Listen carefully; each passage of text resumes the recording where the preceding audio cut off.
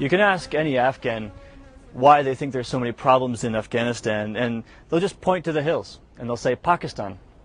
Almost every Afghan here blames Pakistan for giving the insurgents a haven, resources, and sending them over the mountains into Afghanistan to cause problems. And what's interesting actually in the last 12 months or so is the academic community that follows Afghanistan, the Western experts, have largely started to agree with the Afghans.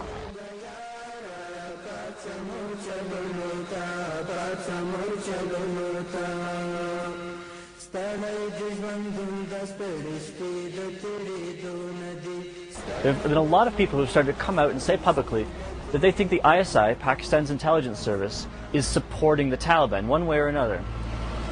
The theory is, and it has three different parts, the first part of the theory is that Pakistan wants strategic depth. They want a kind of a compliant government here in Afghanistan in case there's ever a war with India, and so that have some breathing space. The other idea is that, again, in case of any kind of conflict with India, that Pakistan's military wants to be able to send suicide bombers into India, so they want some control over these militants. And the other reason why they want some control over the militants is because this is a very fluid area along the border. It's called the Durand Line, an old line that was drawn up by an Englishman to separate Afghanistan from Pakistan. Afghanistan has never recognized it as the real border, and this makes Pakistan very nervous, very uncomfortable, because Afghanistan is actually claiming huge parts of Pakistan for its own territory. And so one of the things we looked at when we were doing the survey was, what is your attitudes towards Pakistan? We wanted to know what an ordinary Talib thinks about this country that is supposedly funding and supporting the insurgency. And what we found is actually very surprising, because the average Talib hates Pakistan, or at least says he hates Pakistan. When we ask him, what do you think about Pervez Musharraf, the president of Pakistan, they hate him too. They have some awful, awful things to say about him. They use the strongest language that they can muster. پرویز مشرف څوک دی څنګه سړی دی؟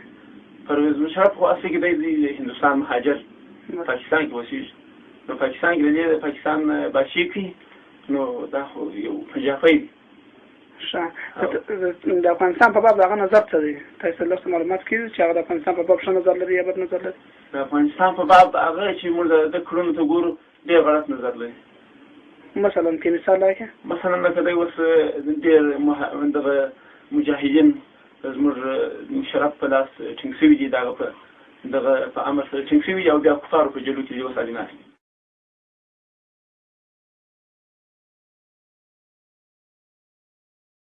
And then we asked them, well, what do you think about the Durand Line? Do you think that these big parts of Pakistan actually belong to Afghanistan? And they all said, yes, of course.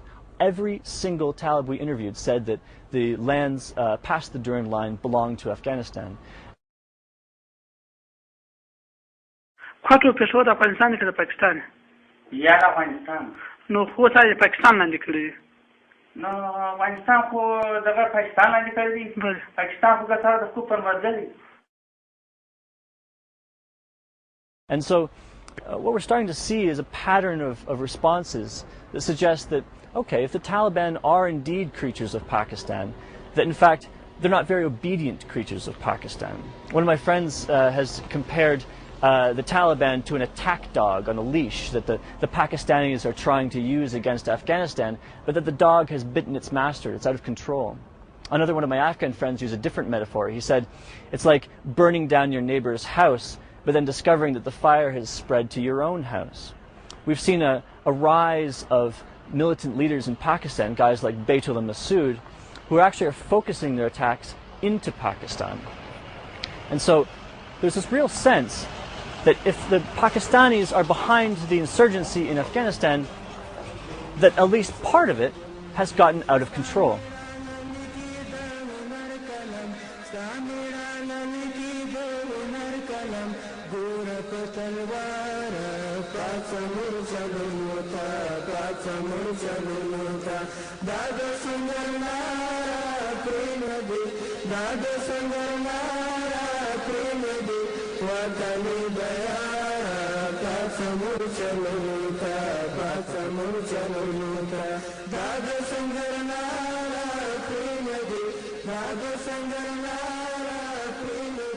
What